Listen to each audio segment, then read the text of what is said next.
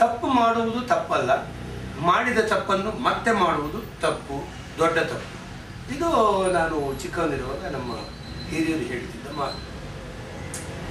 ಇದು ಈ ತಪ್ಪು ಅನ್ನೋದಿದೆಯಲ್ಲ, ಇದು ಬಹಳ ನನ್ನ ತಲೆಯನ್ನು ಕೊರಿತಾ ಇತ್ತು. ಯಾವ್ದು ತಪ್ಪು, ಯಾವ್ದು ಸರಿ, ಇದನ್ನು ನಿರ್ಧಾರ ಮಾಡೋರು ಯಾರು, ಯಾವ ರೀತಿಯಲ್ಲಿ ಇದು ತಪ್ಪಾಗುತ್ತೆ, ಯಾಕಾಗಿ ತಪ್ಪಾಗುತ್ತೆ, ಅದು ಯಾತಕ್ಕೋಸ್ಕರ ಸರಿ, ಇದು ಉತ್ತರಗಳು ಹುಡುಕ್ತಾ ಇತ್ತು. ನನಗನ್ಸಿದ್ದು ತಪ್ಪು ಮಾಡೋದು ತಪ್ಪಲ್ಲ, ನಾನು ತಪ್ಪು ಮಾಡಿದ್ದೀನಿ ಅಂತ ತಿಳ್ಕೊಳ್ಳೋದು ದೊಡ್ಡ ತಪ್ಪಾಗುತ್ತೆ ಅಂತ. ಯಾಕಂದರೆ ಈ ಸರಿ ತಪ್ಪು ಅನ್ನೋದಿದೆಯಲ್ಲ, ಇದು ರಿಲೇಟಿವ್ ಟರ್ಮ್. ಇದನ್ನು ಡಿಸೈಡ್ ಮಾಡೋದು ಯಾರು ಅನ್ನೋದೇ ಒಂದು ದೊಡ್ಡ ಪ್ರಶ್ನೆ. ಇವಾಗ ಇವತ್ತಿನ ದಿವಸ ನೋಡಿದ್ರೆ ಈ ಸಮಾಜದಲ್ಲಿ ಒಂದಷ್ಟು ಕಾನೂನು ಇದೆ. ಆ ಕಾನೂನು ಪ್ರಕಾರ ಎಲ್ಲರೂ ನಡೀಲೇಬೇಕು. ಓಕೆ, ಆ ಕಾನೂನು ವಿರುದ್ಧವಾಗಿ ಹೋದರೆ ತಪ್ಪು, ಒಪ್ಪು. ಯಾಕಂದರೆ ಇದೊಂದು ವ್ಯವಸ್ಥಿತವಾದ ಸಮಾಜದ ಒಂದು ಬಗೆ, ಅದು ತಪ್ಪು ಆಯಿತು. ಆದರೆ ಈ ಕಾನೂನಿಗೆ ಹೊಂದಿಕೊಂಡು ಹೋದರೆ ಅದು ಸರಿಯಾದ ರೀತಿಯ ಒಂದು ಮಾಡ್ತಿದ್ದಾರೆ. ಇದಲ್ಲದೆ ನಮ್ಮಲ್ಲಿ ಸರಿ ತಪ್ಪುಗಳು ಏನಂತಾರೆ, ಮಾರಲ್ ಆರ್ ಇಮ್ಮಾರಲ್ ಅನ್ನೋ ಬೇಸಿಸ್ ಮೇಲೆ ಅದು ಕೂಡ ಇದೆ. ಇದೆಲ್ಲ ಬಂದಿರೋದು ನಮ್ಮ ಏನಂತಾರೆ, ಈಗ ಧಾರ್ಮಿಕ ವಿಷಯಗಳಿಂದ ಇರಬಹುದು, ಅಥವಾ ಸಮಾಜ ಕೆಲವನ್ನ ಇದು ಹೀಗೆ ಇರಬೇಕು ಅಂತ ಬಯಸೋದ್ರಿಂದ. ಇದಕ್ಕೆ ಕಾನೂನಿ ಚೌಕಟ್ಟಿರೋದಿಲ್ಲ, ಇದು ಕೇವಲ ಮೊರಾಲಿಟಿಗೆ ಸಂಬಂಧಪಟ್ಟಿದ್ದು. ಇದರಲ್ಲಿ ಇದು ತಪ್ಪು, ಇದು ಸರಿ ಅಂತಿದೆ.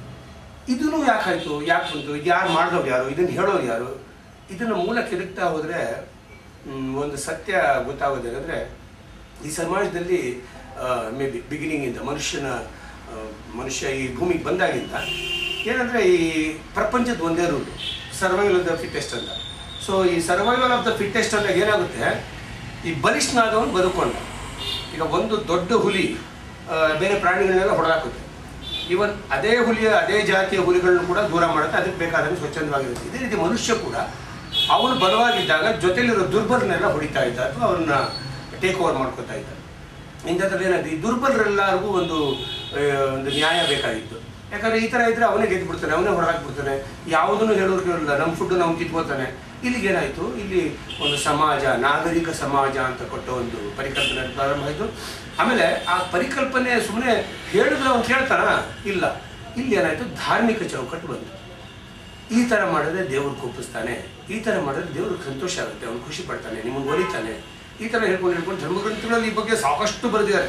ಈ ಥರ ಮಾಡಿದ್ರೆ ನಿಮ್ಗೆ ಇಂಥ ನರಕ, ಇಂಥ ಶಿಕ್ಷೆ, ಈ ಥರ ಶಿಕ್ಷೆ, ಎಲ್ಲ ಧಾರ್ಮಿಕ ಗ್ರಂಥಗಳು ಈ ವಿಷಯ ಇದೆ. ಸೊ ಈ ಸರಿ ತಪ್ಪು ಅನ್ನೋದು ಪ್ರಾರಂಭ ಆಗಿದ್ದು ಒಂದು ರೀತಿ ದುರ್ಬಲದಿಂದ. ಈಗ ಕೋರ್ಟ್ ಯಾರು ಹೋಗ್ತಾರೆ, ಮೋಸ ಹೋದವ್ರು ಹೋಗ್ತಾರೆ. ಯಾಕಂದರೆ ಅದನ್ನು ಮೋಸ ಮಾಡಿದವ್ರು ಹೋಗಲ್ಲ, ಅವ್ನು ಬೇಕಾಗಿಲ್ಲ ಕೋರ್ಟ್, ನಂದೇ ಕೋರ್ಟ್ ಅಂದ್ಕೊಂಡು ಅವ್ನು ಇರ್ತಾನೆ. ಈ ಮೋಸ ಹೋದವರೇ ಹೋಗೋದು. ಇದೇ ರೀತಿ ದುರ್ಬಲರು ಬಂದು ಭಾಳ ಯೋಚನೆ ಮಾಡಿ ಈ ಧಾರ್ಮಿಕ ದೇವರು ಅನ್ನೋ ಚೌಕಟ್ಟುಗಳನ್ನು ಕೊಟ್ಟು, ಅದಕ್ಕಾದ್ರೆ ಮನುಷ್ಯ ಹೆದರ್ತಾನೆ, ಹೀಗೆ ಆದರೆ ಹೆದರೋದಿಲ್ಲ. ಹಾಗಾಗಿ ಆ ಥರ ಒಂದು ಚೌಕಟ್ಟು ಕೊಟ್ಟು ಇದು ಸರಿ ಇದು ತಪ್ಪು ಅಂತ ಮಾಡ್ಕೊಂಡು ಬಂದಿದ್ದಾರೆ.